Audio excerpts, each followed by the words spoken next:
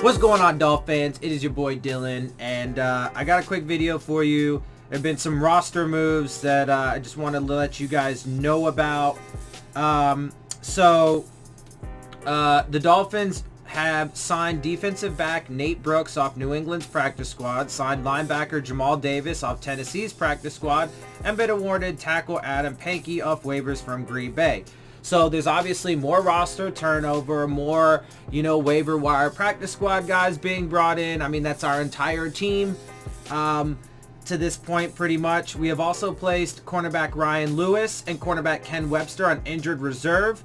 So they add more to the injured reserve list, and waived running back Zach Zenner. So a couple quick notes. So apparently Zach Zenner, they decided, hey, that's another guy that we brought in, and hey, that's another guy that's not going to be here for the future, so let's get rid of him. Ryan Lewis, Ken Webster put on injured reserve. That list grows. So let's note that when people next week go and talk about how, oh, look at how short our injury list is, it's not because guys aren't or guys are healthy.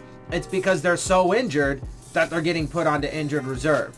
Okay, and it's not some great accomplishment that we're this healthy when it's just like, fresh bodies off the street, that haven't actually played football all year. Okay, that's not an accomplishment. Also, real quick, defensive end Frank Herron was poached off our practice squad to the Lions. And yeah, I mean, and also let's not forget that because of the systemic way in which they dismantled this team right from Jump Street, combined with the fact that you have a bunch of players that are undrafted free agents, rookies, waiver wire guys, unknowns, so on and so forth. They're playing for their careers, they're playing for their paychecks, they're playing for their dreams, and just for the opportunity to even be on an NFL team. Okay, so they're playing hard and they're going out there putting everything they have on the line, on the field every game day. And because of it, they're getting hurt.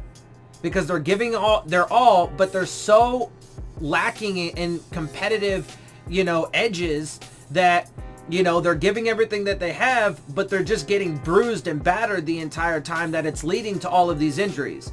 That is, part of it is just football, but part of it is the responsibility of Stephen Ross, Chris Greer, Marvin Allen, Reggie McKenzie, and Brian Flores.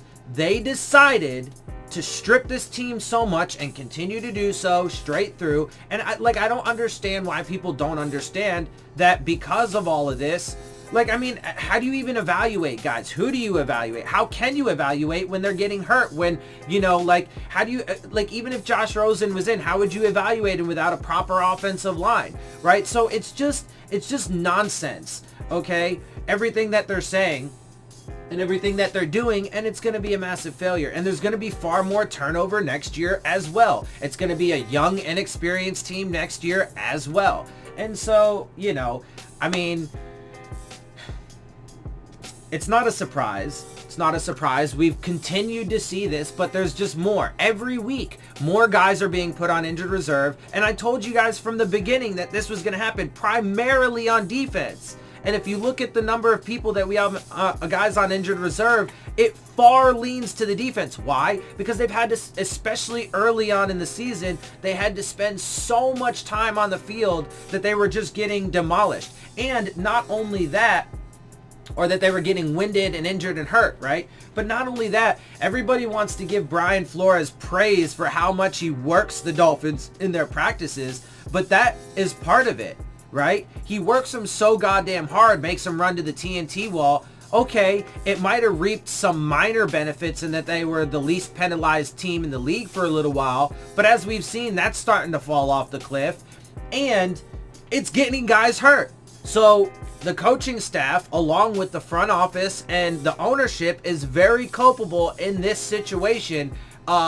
It's a unique situation. Almost no situation can you blame, the coaching and the whatever for Unless, you know, you're talking about situations in which, like, you know, team doctors and coaches intentionally ignore, like, you know, injuries. Like there's talk about with OBJ. Apparently that happened. You know, they were insisting that he play with like a sports hernia, right? Aside from those situations, you almost can't blame them. This is unique because they intentionally designed this team to be, you know, essentially an expansion team or a, you know, a college level competitive team to play against NFL teams. And when you do that, when you put them at such a major competitive disadvantage, it's only natural, especially when you combine the fact that these players are playing for their dreams, their futures, their families, their paychecks. Of course, you're going to get injuries. So yes, they are absolutely, I was going to say 100%, but that's not fair. They are, but I would say it's a majority of the percentage. You know, I don't know what, 51%, 60%, whatever. They are definitely culpable in this and should be held accountable for the fact, you know, and I forgot his name, something Foxworth or whatever. There was like one person, there's like one or two people that I saw, that I've seen in like, you know, the mainstream media talk about how this is morally reprehensible because they're jeopardizing guys' health and guys' careers by doing what they've done.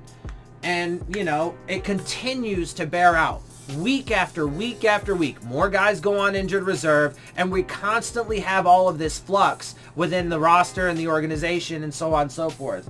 And it's not going to spell good things.